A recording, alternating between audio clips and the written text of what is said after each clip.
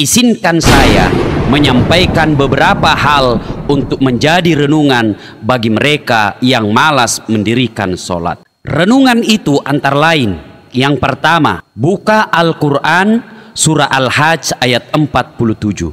Di situ Allah menjelaskan, satu kali meninggalkan sholat, Allah menghukum kita 1 hari di neraka. Berapa yang namanya 1 hari di neraka?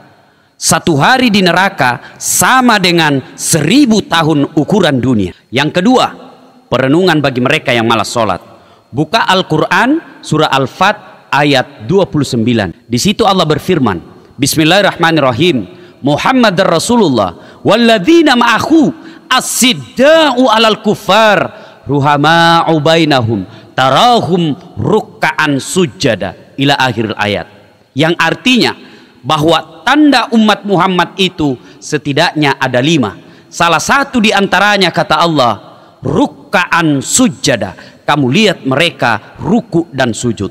Ini artinya bahwa jika ada di antara kita puasanya baik, sedekahnya lengkap, zakatnya juga sempurna, bahkan sudah haji, tapi dia tidak sholat, kata Nabi, dia termasuk orang kafir. Bahkan Rasulullah Muhammad SAW dengan tegas mengatakan, batas antara kekafiran dan keislamanmu adalah sholat. Ketika kau tidak sholat, kau kafir di hadapan Allah Subhanahu wa Ta'ala. Demikian penegasan Rasulullah SAW yang bisa kita lihat dalam kitab Al-Lu'lu' wal Marjan jilid 2.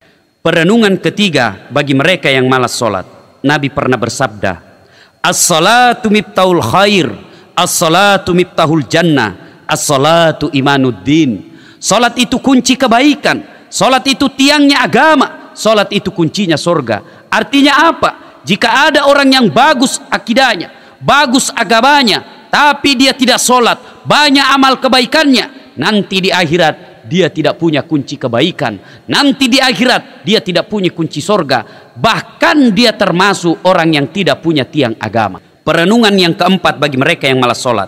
Pernah suatu saat Nabi sedang ceramah, tiba-tiba datang anak muda menangis di hadapan Nabi. Nabi pun kemudian berkata, anak muda, kenapa kau menangis?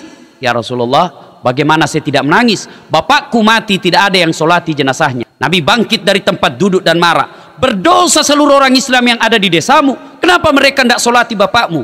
Ya Rasulullah, bapakku tidak ada yang sholati jenazahnya karena jenazahnya berubah jadi babi. Nabi bangkit dari tempat duduk dan heran, betulkah ada orang yang jadi babi? Nabi datangi setelah dilihat, na'udzubillah min zalik, betul jadi babi. Nabi kemudian doakan, kemudian berubah kembali menjadi manusia, dimandikan, dikafani dan disolati. Selesai disolati, mau dimasukkan ke liang kubur, berubah kembali jadi babi. Nabi kemudian masukkan dia ke liang kubur. Apa boleh buat? Selesai dimakamkan, dipanggil anaknya, anak muda, sini dulu. Saya ya Rasul. Sembahyangkah itu bapakmu? Anak muda berkata, ya Rasulullah, seumur hidup saya tidak pernah melihat bapak saya mendirikan sholat.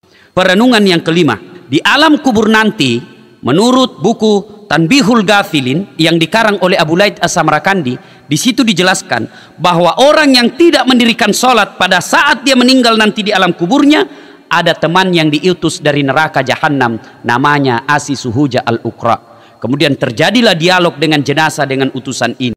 Jenazah itu berkata, man anta, siapa kamu? Kemudian berkatalah ini utusan dari neraka Jahannam, ana Asisuhuja al-Uqra, sayalah ular yang ekornya cuma 1 tapi kepalanya tidak bisa dihitung. Apa tugasnya ular ini? Melilit dan mematuk sang jenazah sampai hari kiamat. Berapa lama kita disiksa ular ini? Tergantung berapa lama datangnya kiamat. Na'udzubillah, zumma na'udzubillah. Perenungan yang ke-6. Nanti di alam kubur, setelah seluruh pengantar kembali dari pemakaman, maka datanglah malaikat Mungkar dan Nakir menghampiri sang jenazah sambil menyodorkan 5 pertanyaan. Kelima pertanyaan ini harus dijawab sebelum dia melangkah ke tahap selanjutnya. Menurut para ulama, bagi mereka yang rajin sholat, tidak usah khawatir tentang pertanyaannya Mungkar dan Nakir di alam kubur. Kenapa? Jika sholatnya baik, maka seluruh pertanyaannya Mungkar dan Nakir akan dijawab oleh sholatnya.